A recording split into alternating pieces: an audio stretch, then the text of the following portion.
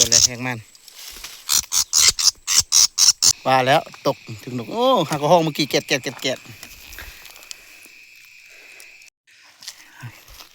ทักทายสบายดีทุกคนวันนี้ก็บ่าวจิตสิพาไปเลาะเสือลองเนาะหรือว่ากับดักนกวันนี้มานำกัน2 คนเนาะไปสิพากันเลาะเสือแถวนี้แถวไฟเริ่มปลาเนี่ย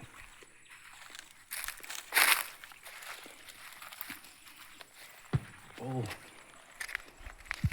อันนี้ก็จะเป็นบรรยากาศยามแรงทุกคนเรามาลองรุ่นเบิ้งน้ำกันเนาะมื่อนี้ว่าสิได้หรือบ่ได้นี่ก็จะเป็นคลิปแรกแหกมาอันนี้ก็ได้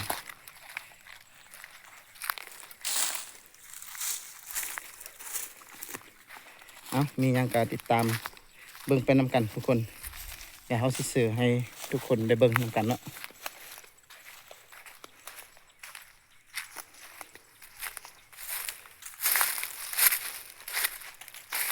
อาจจะซื้อแคมป้านี่ขึ้นไปทึ่งทุกคนเลย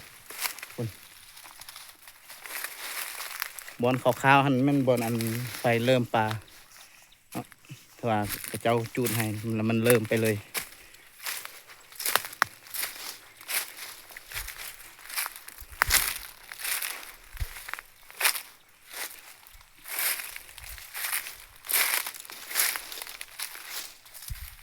เมื่อกี้เห็นแถวเดียววะแถวนี้วะเบิ้งเขาจะเริ่มเสือแถวนี้ทุกคนวันนี้เขาก็จะเริ่มเสือดังแรกก่อน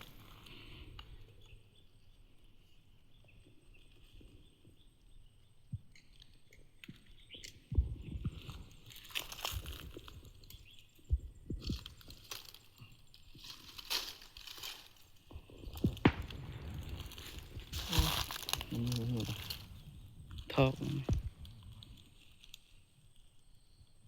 เปียกเว้ยทอกเอา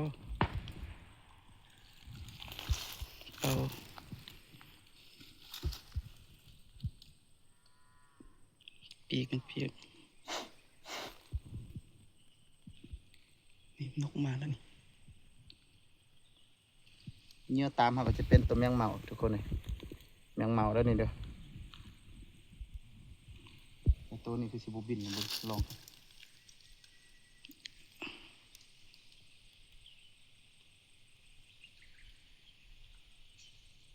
บินได้อยู่2 มือ2 นิ้ว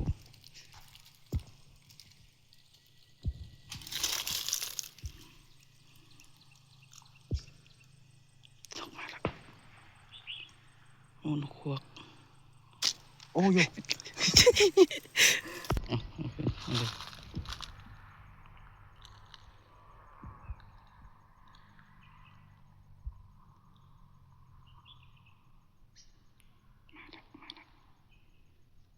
เป่าปีก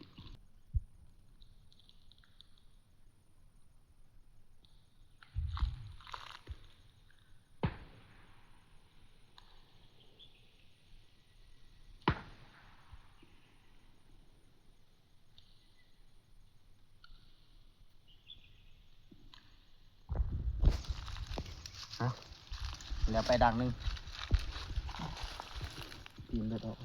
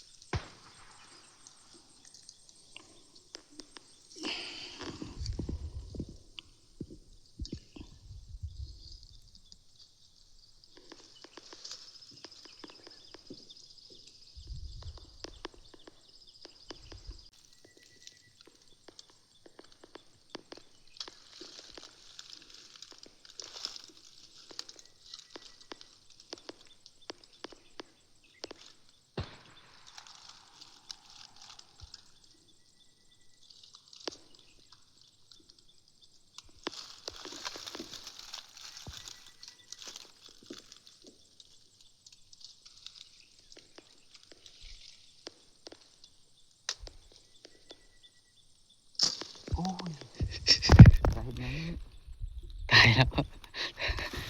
ยังโอ้ปีกมันตกอันนึงแล้วดิฮัน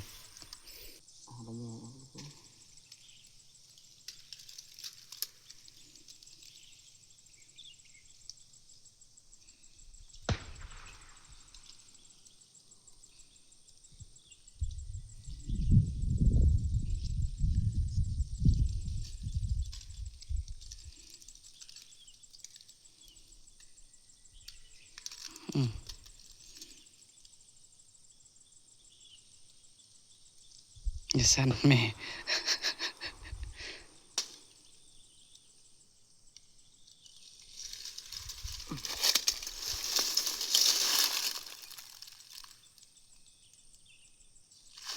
มันคือโบบิน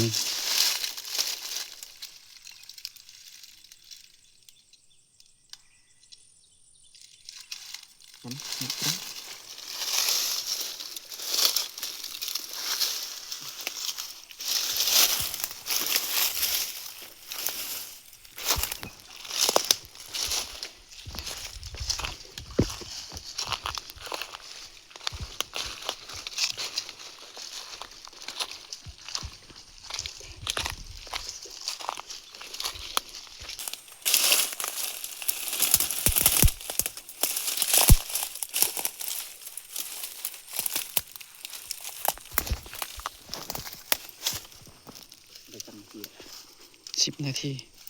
หยุดเลย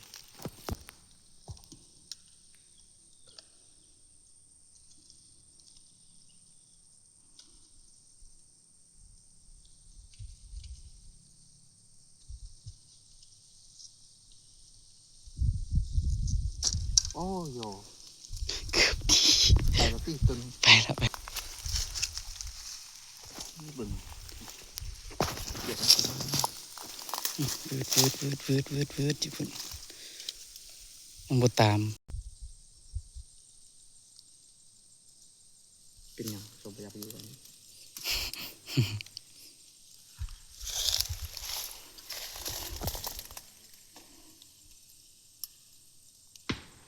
ตกบ้า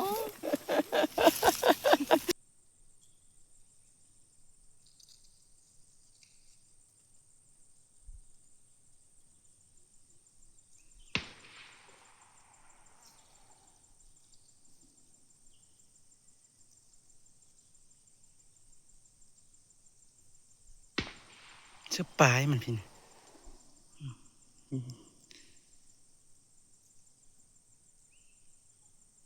นี่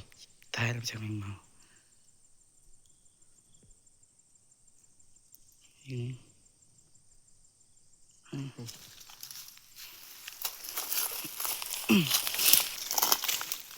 เอ้าบันนี้ก็ได้เปลี่ยนให้น้องสายลองเสือลองว่าสิ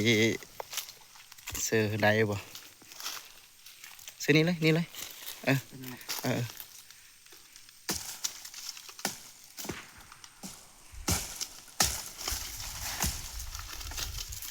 อเสือปีนไปทางปลาเนี่ย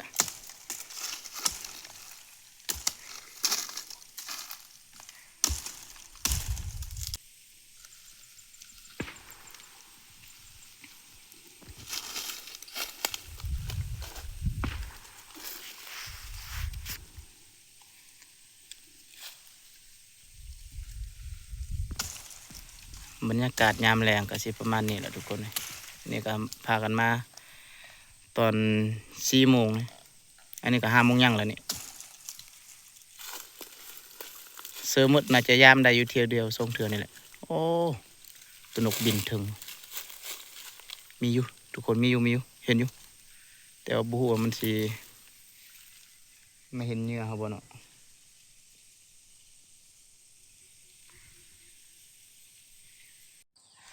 เอาวันนี้ก็เหลือรางสุดท้ายพี่น้อยหลังจากที่ว่าใส่รางสุดท้ายแล้วก็สิพยายามเบิ่งรางตัวเสื้อก่อนอยู่ทางหลังรางทำอิฐเสือหันเลยอ๋ออยู่ฝากเนอนกเอแท้ว่ะมันบินเชื่อก็เด้อ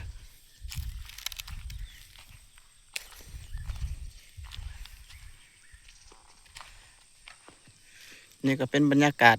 ยามแรกแหละทุกคนตอนนี้ก็เอามาเซอร์กับ5 โมงยังตอนนี้ก็6 โมงยังจังแล้วทุกคนเลยสาวล่างจักหน่อยจังมาลุ้นเบิ่งน้ำกันทุกคนสาวล่างว่าจะได้จักแต้มหรือว่าได้จักแต้ม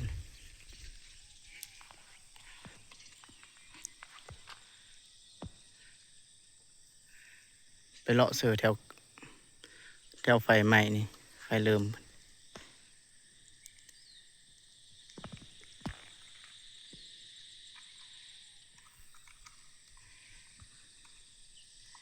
คันแม่นตอนเศร้า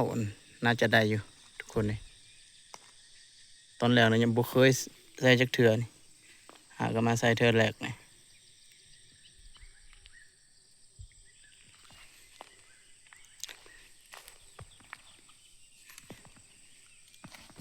เอานี่ก็เป็นรางสุดท้ายแล้วทุกคนจังหน่อยก็ติดตามเบิ่งนำกันว่าสิพยายามทางพุ่นขึ้นมาอีก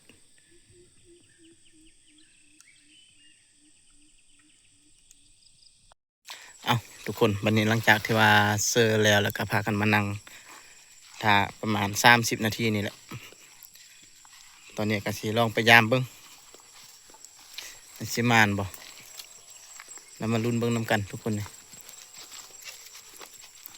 บ่ค่อยมั่นใจปานเด้อมันเหงื่อเขามันบ่บินนะตัวแมงเมา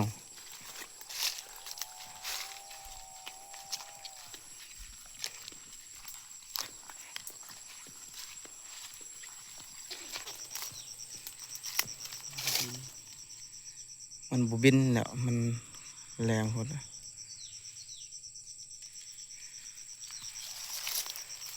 กูเลย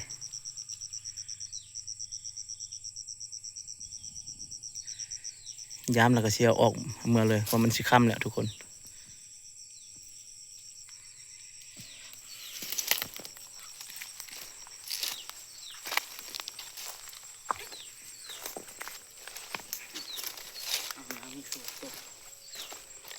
อ้าว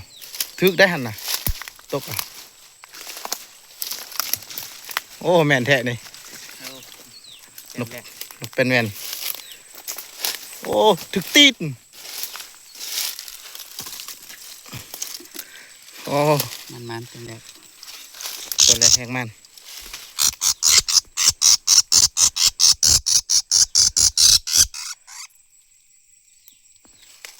มันแล้ว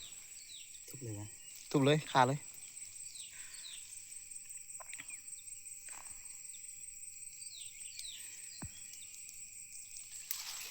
เอาได้เต็มหนึงแล้วทุกคนเลยถืออยู่บนกกยางนี่ท่านเอา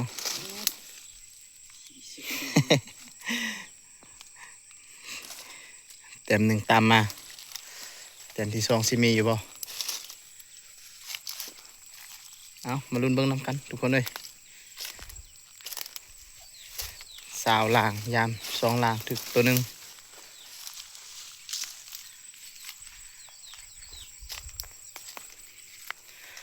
นกร้ายทุกคนเลยตั้งเหงื่อมันบ่อย่างบินนะตัวแมงเมา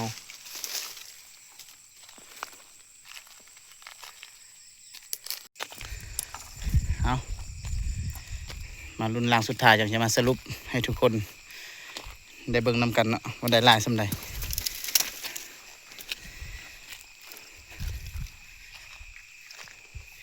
เมื่อยเติบขึ้นฟูนี่ก็ได้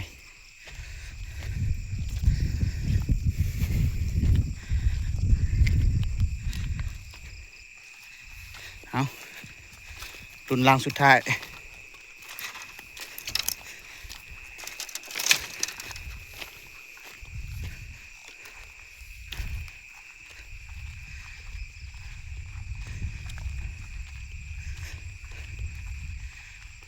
ตกว่ะเอาถึงนกบ่จัก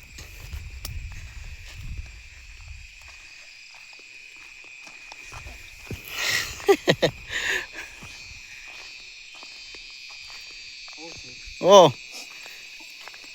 ว่าแล้วตกถึงนกโอ้หากระห้องเมื่อกี้แกะที่ตายทำไงนี่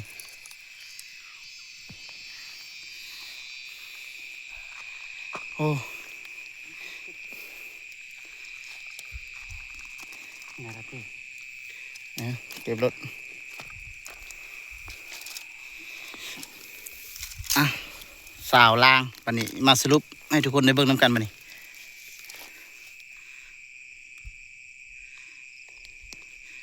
ตัวทำอิดถึก กันนี่กันนี่เอาทุบตัวนกดิบัดจริ เอาสรุปผลงานพี่น้องเอ้ยสาวล่างได้นกสองตัวปลาโทกลุ่มกินแล้วเนาะนี่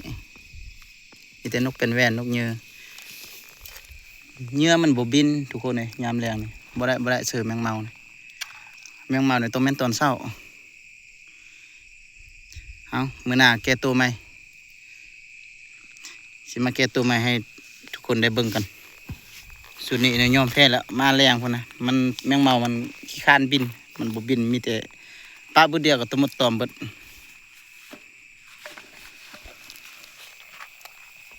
เอาจบคลิปสำนี้ก่อนทุกคนมื้อหน้าเจอกันใหม่คลิปหน้า